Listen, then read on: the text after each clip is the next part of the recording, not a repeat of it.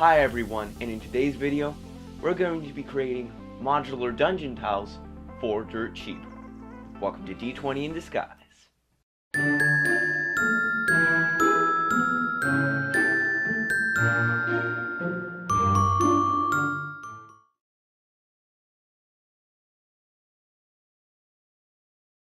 So all you guys are probably wondering, what exactly is Dirt Cheap as a series?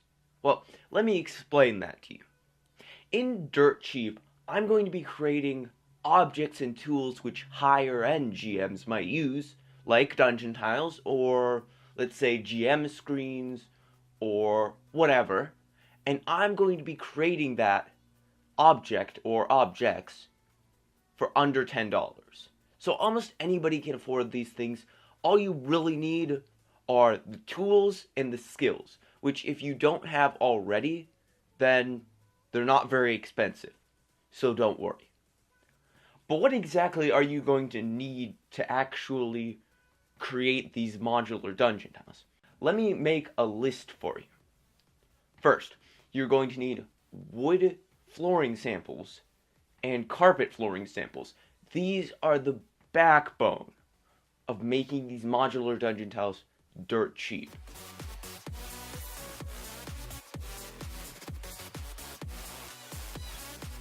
I had a lighter gray tone with a slightly thicker base, lighter gray tone, and a darker gray tone. Now, those actually, all carpet samples and all wood flooring samples come in a 4" by 4" sample size. So to actually size it down to the size of modular dungeon tiles, you'll have to cut all of those samples into quarters. Now for carpet, I chose a green kind of tavern styled carpet, which really worked out well for the tavern which I'm building, and a tan, thicker, more rich carpet. But I didn't actually use this in the project, so let's just discard it. And also, please don't empty out the retailer's entire stock of one carpet sample or one wood sample. I understand you might want to make a large quantity of these tiles, but please, it's rude to the retailer. Don't do it. Anyway, so you got your wood flooring samples, you got your carpet samples, and you're good to go. Actually, you're not. I would suggest getting one more thing. Thin wood pieces. Now, this piece is 1/10 of an inch thick, and this piece is 1/5 of an inch thick. Now, what would you use these for? Now, these carpet samples are very flimsy. They bend really easily. So, what I would suggest to remedy this is to take your 1/10 inch thick piece of wood and slide it underneath the actual carpet. This is actually what I did with my dungeon tiles, as you can see here. The thin wood piece and then the carpet on top. Now, you can also get these thicker wood pieces, slightly thicker wood pieces, which are about 1/5 of an inch thick. And I use this for a makeshift floor, like in these pieces. This piece right here, the floor, is actually a painted version of this. And the walls are the wood samples. So you can really mix and match and find the style which you like the most. You could use these for floors instead. The wood flooring samples really do look nice as floors. I just didn't get enough of them to use them as floors. However, in my next custom dungeon tile project, I will be sure to use these as floors instead, because they look gorgeous. But enough with listing off everything that you'll need. Let's actually get into the project. Next, I actually cut all of these pieces into 2" by 2" squares. Now, what I would suggest for this would be to originally, if you have a longer board rather than a 4 by 4 sample, for example, these wood pieces came in a longer board about 1 foot long. So I would suggest when ripping the actual board, use a table saw. It's much safer. But once you actually have those into manageable pieces, then use a miter saw. A hand saw would also work, but I had the tools on hand, so I used them as much as I could. Also, remember, these thinner pieces, which are used to reinforce the carpet, don't need to be perfect.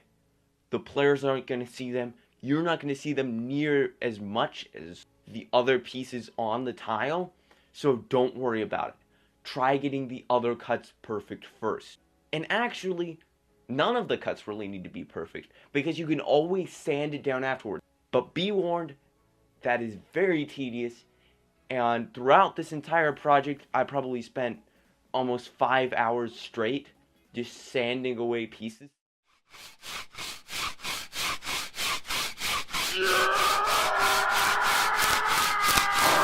So, if you don't want to do that, get your cuts right the first time, like I did not. But don't worry about too much if you don't get them perfect.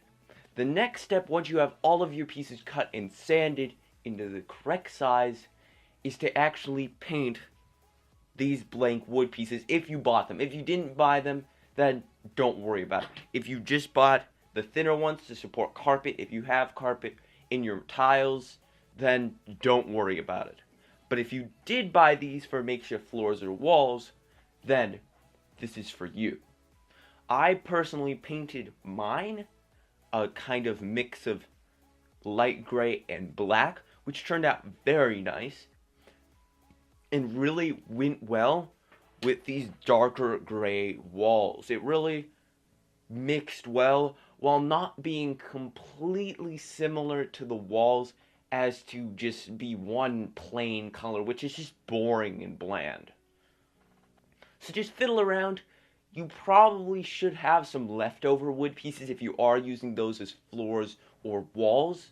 So just kind of mix around your different paints, just test things out and figure out the best solution for whatever you're building personally. The next step is to actually glue the pieces together. But before you do that, make sure your corners are the correct size. See, when looking at these corners from the top, you can see that this wall is a lot shorter than this wall, so the one wall overlaps past it. Now, if you haven't sanded this or cut this into a shorter width, then you need to do that, because otherwise it's going to hang over and look really ugly. That does take a lot of sanding, but if you only have 4 corners, I actually had like 7, because I had another room inside the house, inside the tavern. But make sure you do this before gluing it, because if you don't, it's going to be a hassle to get done after gluing it.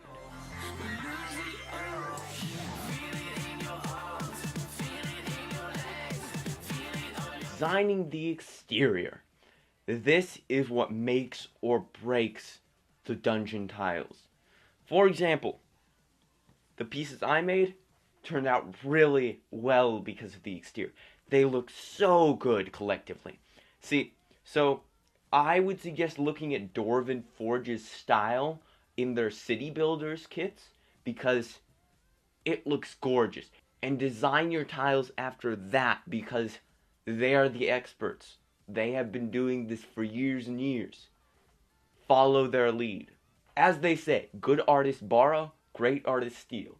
So just look at the experts and use what they've done, because it will turn out so much better. So, how exactly did I design these? First, I took a slightly tan color of paint, painted the outside, also painted some of the floors too, just to clean them up a little, bit. And then I moved on to cutting out thin strips of cardboard. Now, I would suggest normal thickness of cardboard. No thin cardboard here, it won't look good. But see, I have 2 much thinner pieces of cardboard on the edges curved outwards. Then I have one thicker piece of cardboard in the middle. I simply hot glued the middle piece of cardboard down, and then hot glued the 2 sides while being bent outward. For me, it took me 18 of these larger strips and 36 of these smaller strips, so expect to be just cutting out these strips for a while. There's actually a very good strategy to do this. take your piece of cardboard and cut out little flaps which are about the thickness which you want. Do this along your whole piece of cardboard, and then just do one sweeping cut along the whole piece. It's extremely efficient, and before I was doing this, it took me like 30 minutes to do maybe 10, 12, 15 pieces, but after this, I got the rest of the pieces done in another half an hour, so it's so much more efficient. That's all I have to say. Now, for corner pieces, I did the same design on both sides, but tried to make the bending pieces curving into the corner try and match height, so it feels like it was kind of a support beam at the corner of the building. Now, you don't have to do this, but it looks really nice in the end. Even as an extra detail, I added some little baseboards to these interior wall pieces. Not all of them, but simply these pieces with the Victorian wall style, which turned out really good and is a really good extra small detail. And that's about it. You could stop here. You could just leave it at the dungeon tiles, especially if you're designing this for a dungeon, more like a building. I'm designing it for a tavern, so I wanted to build a roof for this tavern. And oh my goodness, the roof made it. The roof made the entire project. If you are building a building out of dungeon tiles, I would highly suggest a roof. The roof makes or breaks the creation. It makes the players feel so immersed. Oh, I'm sorry. It's so awesome. It's such a great thing to add in, and it adds so much detail to the creation that it makes you feel like you're in the world. Anyway, let's actually get into how I created this roof. First, I started out by cutting correct pieces of cardboard for my length. I cut out the base of the actual roof, which I added a little bit of overhang from the actual size of the collective dungeon tiles. I added a little bit of overhang just to add some feel to it, which there should be overhang. But if you don't want overhang for some strange reason, that's fine too. I continued by making the triangles on the edges of the roof to house the two sloped pieces of the roof, and then found a larger piece of cardboard, bent it in half to the angle I wanted, and hot glued everything together. Now, the shingling for this roof actually came from another video, which is very high quality. Link will be in the description. Also, there will be a little picture-in-picture playing in the corner right here, and you can go check that out. It's an extremely high quality way to make roofs. It takes time, but oh my gosh, the payoff for how it looks is insane. Anyway, I'll just run you through the basics of how I actually created the roof. First, you take your pizza box or cereal box cardboard and cut it into 3/4 of an inch wide strips. Now, you'll want a lot of these strips. I would say if you're making a small roof, maybe 10, 15. If you're making a larger roof, 25, 30.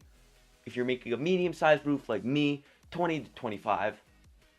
But after actually creating those strips, you're going to cut out little tabs which hang out by themselves. And then after you cut out all those tabs at kind of random intervals, cutting about 2/3 into the cardboard strip, you're going to cut like one in every 3 strips a little short, so there's some variation in the length of these strips.